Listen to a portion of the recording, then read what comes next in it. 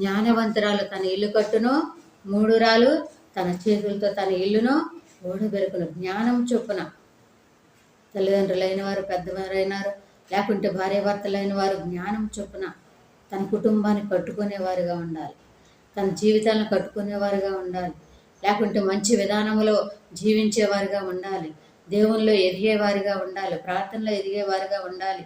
ప్రియమైన సహోదరి సహోదరులారా, ప్రార్థన వద్దు, దేవుడు వద్దని చెప్పేసి అనుకుని మరి దేవుని వదిలేసేవారుగా ఉండకూడదు. ప్రియమైన సహోదరి సహోదరుల, కానీ ఏం చేయాలి? జ్ఞానము చొప్పున మన కుటుంబాన్ని మనమే కట్టుకోవాలి, మన కుటుంబాన్ని మనమే చక్కదిద్దుకోవాలి. ప్రియమైన సహోదరి సహోదరులారా, భర్త కోపం వచ్చినప్పుడు భార్య తగ్గి ఉండాలి, భార్య కోపం వచ్చినప్పుడు భర్తకు తగ్గి ఉండాలి, లేకుంటే మరి ఆ విధంగా సమాధానంగా ఐక్యతగా జీవిస్తూ మరి ఏం చేయాలి?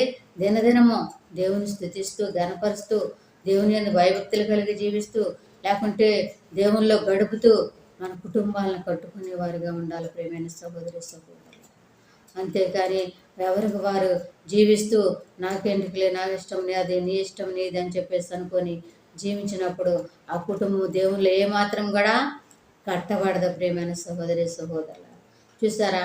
ఈ యొక్క ఇస్సాకు రెబ్కా యొక్క వివాహము దేవుని ఏర్పాటు ప్రకారం, దేవుని చిత్త ప్రకారమే జరిగింది. కానీ వారు సరైన విధానంలో ఆ కుటుంబాన్ని కట్టుకోలేకపోయారు. ప్రియమైన సహోదరి సహోదరు, సరైన విధానంలో పరిపాలన చేసుకోలేకపోయారు ఆ కుటుంబాన్ని, సరైన విధానంలో ఆ పిల్లల్ని పెంచలేకపోయారు. ప్రియమైన సహోదరి సహోదరులు, కనుక మరి మనం కూడా అదే విధంగా ఉంటున్నామేమో, అదేవిధంగా మనం కూడా జీవిస్తున్నామేమో, అదేవిధంగా మనం కూడా నడుస్తున్నాం. మన కుటుంబాల పట్ల, మన బిడ్డల పట్ల సరైన విధానంలో కట్టుకోలేకపోతున్నామేమో, అవగాహన లేక, ఒకరి పట్ల ఒకరికి ప్రేమ లేక, ప్రియమైన సహోదరి సహోదరులు, ఒకరినొకరు అర్థం చేసుకోలేక మనము జీవిస్తున్నామేమో. ప్రియమైన సహోదరి సహోదరు,